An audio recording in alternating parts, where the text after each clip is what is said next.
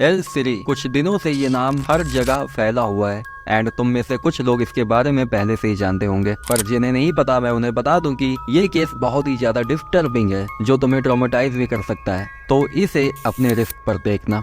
Let's play L सीरी। 26 जुलाई 2018 में Mexico के सोहाइयो city में रहने वाला एक बंदा जिसका नाम फेडरिको अवालो सैंचेज था, वो सुबह सुबह अपने ठिकाने से 2 बड़े बैग अपनी कार में रख के कहीं जाने के लिए निकलता है एंड जैसे ही वो अपने शहर के बॉर्डर लाइन को क्रॉस करता है वैसे ही 3-4 गाड़ियां उसे ओवरटेक करती हैं और फिर उसके आगे जाकर रुक जाती हैं। दरअसल उन गाड़ियों में दूसरे गैंग के लोग थे जो फेडरिको को बहुत देर से फॉलो कर रहे थे और अब वो सब अपनी गाड़ी से उतरते हैं और फेडरिको को मारते हुए अपने साथ ले जाने लगते हैं। पर फेडरिको कौन था और वो लोग कौन थे जिन्होंने अभी अभी फेडरिको का किडनैप किया? तो फेडरिको कोई आम इंसान नहीं था, बल्कि वो तो मैक्सिको के सबसे खतरनाक कार्टेल गैंग का हिस्सा था जिनका नाम है आजम CJMG। एंड जिन लोगों ने अभी अभी फेडरिको का किडनैप किया वो लोग आजम CJMG के राइवलरी गैंग के लोग थे जिसका नाम है लॉस वेगरोस कार्टेल गैंग। और अब वो लोग फेडरिको को किडनैप करके अपने साथ एक जंगल में ले जाते हैं जहाँ पर उनका लीडर पहले से मौजूद था और जैसे ही उनका लीडर फेडरिको को देखता है वो तुरंत बोल देता है कि तुम्हें जो करना है तुम करो, लेकिन इसे मेरे सामने से ले जाओ। एंड ये सुनने के बाद वो लोग फेडरिको को अपने साथ जंगल में और अंदर की ओर ले जाते हैं एंड उसका हाथ पीछे से बांधकर उसे घुटने के बल एक जगह पर बैठा देते हैं और अब वो लोग फेडरिको से उसके गैंग के बारे में पूछताछ करना शुरू करते हैं। एंड जैसे जैसे वो लोग सवाल करते हैं और जैसे जैसे फेडरिको जवाब देता है वैसे वैसे उनका गुस्सा और भी ज्यादा बढ़ता जाता है। दरअसल वो लोग तो और ज्यादा अंधेरा होने का इंतजार कर रहे थे ताकि जब वो लोग फेडरिको को टॉर्चर करें तो कोई भी उसकी आवाज ना सुन पाए।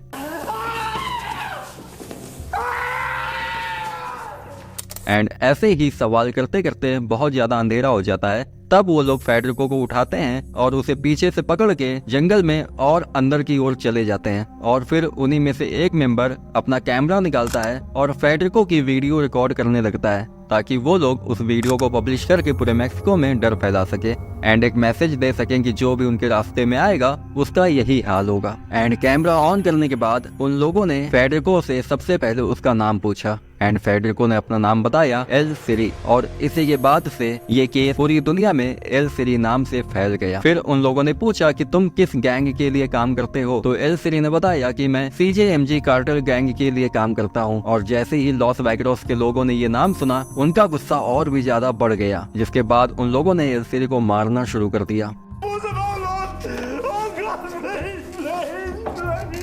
और मारते मारते ही उन लोगों ने एल सीरी से सवाल पूछा कि जो हम तुम्हारे साथ कर रहे हैं या करने वाले हैं ऐसा तुमने कितनों के साथ किया है, जिसका एल सीरी ने कोई भी जवाब नहीं दिया। पर वो उनसे माफी मांगता है और कहता है कि मुझे पता है कि तुम सब मेरे साथ क्या करने वाले हो, तो प्लीज मुझे छोड़ दो।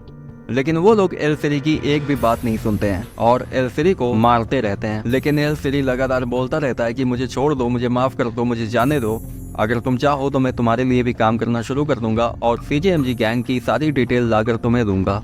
लेकिन ये सब सुनने के बाद भी लॉस वेगरोस के लोगों पर कोई भी असर नहीं हो रहा था। उन्हें तो सिर्फ अपना बदला लेना था, उन्हें सिर्फ ये दिखाना था कि वो सबसे खतरनाक गैंग है और एल सीरी को मार के वो पूरे मैक्सिको में एक डर फैलाना चाहते थे, इसलिए वो वीडियो भी रिकॉर्ड कर रहे थे। पर फिर भी एल सीरी उन लोगों से लगातार माफी मांग रहा था और बार बार यही बोल रहा था कि मुझे छोड़ दो। वो ये सब सुनकर और भी ज्यादा भड़क रहे थे एंड इसी बीच उनमें से एक ने चाकू के पीछे वाले हिस्से से एल सीरी के सर पे मार दिया और फिर सामने खड़ा एक बंदा एल सीरी की सीने पे लात मारता है, जिसके बाद एल सीरी बिल्कुल सीधा जमीन पे गिर जाता है एंड वही बंदा उसके सीने पर बैठता है और एक धारदार चाकू लेकर उसके राइट साइड में घोप देता है एंड फिर उसके राइट साइड से सीने को चीरता हुआ लेफ्ट साइड तक आता है और फिर नीचे पेड़ तक जाता है चीरते हुए एंड पूरा का पूरा एक रेक्टेंगल शेप बना देता है। इमेजिन करके देखो, एक इंसान के ऊपर पूरा का पूरा रेक्टेंगल शेप, वो भी चाकू से। एल सीरी के शरीर से खून निकलना शुरू हो गया है और वो दर्द के मारे चीख रहा है, पर इतना होने के बाद भी उस इंसान का मन नहीं भरा। उसने एक और बड़ा चाकू लिया और उस कट को,